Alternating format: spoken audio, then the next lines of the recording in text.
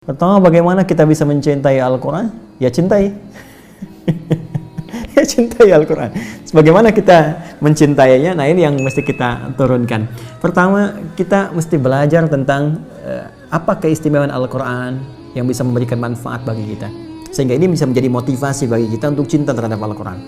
Ya, saya berikan beberapa contoh misal. Ini motivasi terbesarnya.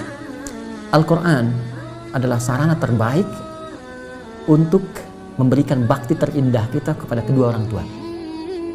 Ini hal pertama yang saya tanamkan pada jiwa. Bagaimana saya mencintai Al-Quran dengan menjadikan motivasi itu untuk memberikan persembahan pada orang tua.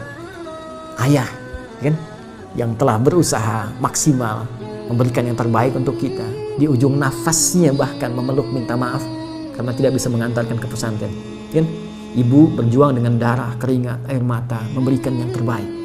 Ya, sampai harus meminjam untuk anaknya supaya bisa belajar.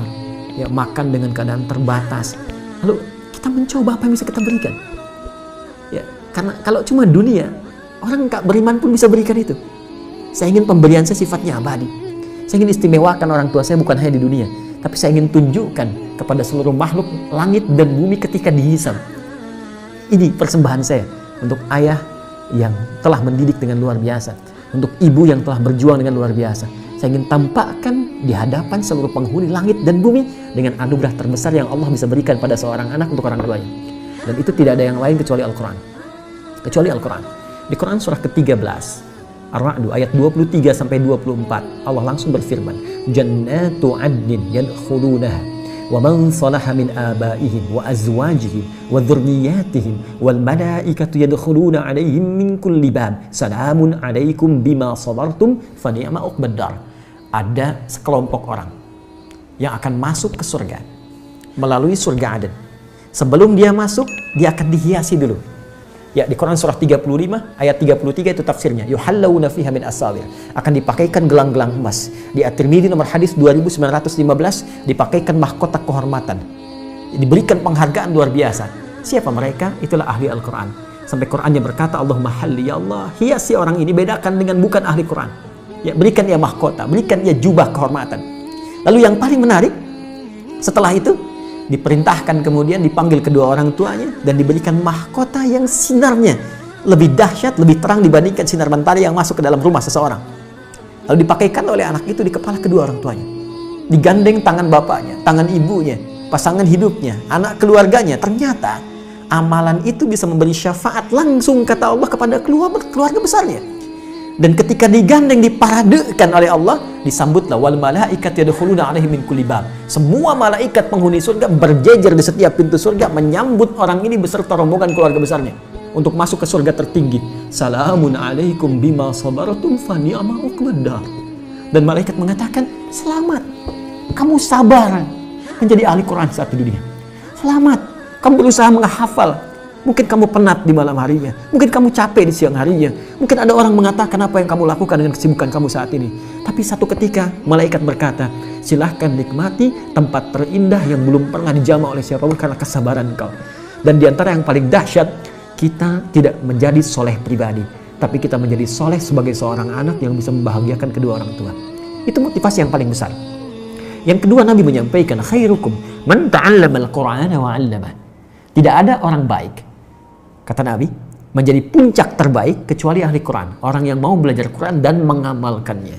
Karena itu di Quran, surah ke-35 ayat 32, Allah menyifati orang yang belajar Quran dengan benar, orang yang akan bertransformasi menjadi seorang yang sangat mulia. Ya, thumma awrathnal kitaba alladzina istafaina min ibadina faminhum zalimun li nafsihi wa minhum muqtasid wa minhum sabiqun bil khairati biidznillah. Ahli Quran yang benar, hafid yang benar, maka dia akan jadi pionir dalam setiap kebaikan. Makanya saya sering katakan begini, kalau ada ahli Quran baru baca saja, ya, terus dia menghafal, ya, taruhlah jangan katakan hafal 30 juz, hafid. Dia baru hafal 1 ayat, 2 ayat. Itu ayat yang dia hafal karena akan merubah perilaku dia. Pasti jadi baik. Karena dia mengandung firman Allah yang maha baik. Pasti jadi baik. Jadi kalau ada orang ahli Quran, kata-katanya nggak baik, pandangannya nggak baik, dia belajar Quran dengan cara yang salah. Mustahil. Hafid itu sudah pasti good looking. Ya. Kalau kita jadi hafid itu sudah pasti baik, enak dipandang, enak bicara, good attitude. Ya. jauh dari nilai-nilai keburukan, kekerasan, radikalisme, ekstremisme dan sebagainya. Jadi motivasi yang kedua, belajar Quran itu akan merubah tampilan kita lebih baik. Yang ketiga, ini riset. Ternyata menjadi ahli Quran itu bisa meningkatkan kecerdasan seseorang minimal 3 kali lipat dari orang biasa. Karena dia dilatih ya dengan memori tertentu, dengan hafalan tertentu, dengan cara tertentu. Ya, kan riset menunjukkan orang yang semakin banyak menghafal sesuatu, semakin cepat dia, ya, refleksnya itu untuk bisa menangkap segala hal. Karena itu saya pelajari rahasia orang-orang dulu. Kenapa Ibnu Sina, Al-Kindi, Al-Farabi, Al-Ghazali, Al-Khawarizmi, Al-Battani dan ulama-ulama muslim terdahulu begitu dahsyat. Sekarang orang untuk menguasai 2 bidang ilmu saja susahnya luar biasa. Mereka itu 3 sampai 5 bidang ilmu. Dan ternyata dasar utamanya cuma 2 yang dimaksimalkan sejak kecil. 1, sholat yang benar. 2, hafal Quran dari kecil. Ya, dan ketika kami riset Quran itu luar biasa, pengaruhnya sangat dalam, ya, dan peningkatannya cepat. Saya di sini dengan kawan-kawan membangun satu sekolah, itu kurikulumnya dari Quran dan hadis, nanti di-combine dengan Diknas, ya. Kita turunkan, jadi setiap ada pelajaran Diknas, misalnya matematika nih, belajar tentang misalnya bangun ruang, ya, atau dimensi tertentu. Ini ayatnya apa nih yang sesuai? Hadisnya apa nih? Kita turunkan. Jadi materinya Diknasnya dapat, Qurannya dapat, hadisnya dapat. Tahukah Anda apa yang terjadi? Ya, Bapak Ibu sekalian, itu sekarang kami tanamkan karakteristik Quran itu refleks di lisan mereka. Ketika kosong, langsung keluar Qurannya. Dan setiap menyikapi sesuatu, ayatnya hadir. Naik kendaraan, langsung ayatnya keluar. Doanya keluar. Di rumah, begitu menyikapi sesuatu, ayatnya datang, refleks. Dan ternyata percepatannya ke pelajaran kuat. Mereka cepat menangkap pelajaran. Bahkan yang paling menarik begini, mereka nggak pernah olahraga, misalnya futsal itu kayak main bola biasa. Satu kali kami ikutkan pertandingan futsal melawan anak-anak SD yang lain. Itu mereka belum pernah ikut pertandingan. Anda tahu apa yang terjadi? Juara 1. Jadi bakatnya muncul semua gitu. Jadi saya mau katakan, Anda menjadi ahli Quran, Anda akan menjadi manusia yang pintar. Ya, ingat, Quran sendiri mengatakan tidak ada manusia yang bodoh. Yang ada dosen yang kurang kreatif dalam mengajar. mohon maaf. Jadi semua punya potensi. California University itu pernah mengadakan riset. Otak manusia, ya, memorinya saja itu paling sedikit 100 juta gigabytes. Sedangkan di Quran surah kedua ayat 31, ya, dijelaskan bahwa Allah mengajarkan kepada Adam semua jenis pengetahuan, semua jenis nama. Adam itu nabi, Adam rasul. Karena Adam itu nabi, Adam rasul, Adam punya fitrah kenabian, diajarkan langsung. Tapi Adam manusia. Kita nabi, kita manusia bukan nabi. Kita manusia bukan nabi. Kita punya fitrah kemanusiaan tapi tak punya fitrah kenabian. Fitrah kemanusiaan menjadikan kita mendapatkan potensi seperti Adam untuk menangkap semua pengetahuan.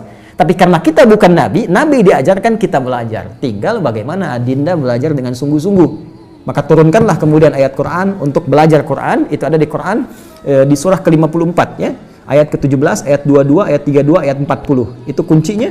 Kemudian tingkatkan takwa kepada Allah untuk mempercepat. Itu ada di Quran surah kedua di akhir ayat 282. Ya, kemudian setelah itu nikmati pelajaran Qurannya sampai Allah memberikan kemudahan. Itu ada di Al-Quran di surah Al-Qiyamah 75 ayat 16 sampai dengan 18. Kemudian jangan cepat menyimpulkan saya nggak bisa. Belajar dengan benar. Belajar tajwid.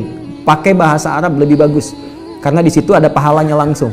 Ya, dan kita bisa belajar lebih banyak lagi. Sabar, bersabar. Nabi aja 23 tahun. Masa Anda 23 hari pengen cepat selesai? Ya, bersabar karena ahli Quran dilihat dengan ikhtiarnya, bukan berapa banyak Quran yang Anda dapatkan. Kalau untuk menjadi jembatan supaya Anda bisa baca dengan Latin gak ada masalah, tapi jangan jadikan kebiasaan. Itu pengantar supaya Anda bisa membaca dengan Arabnya.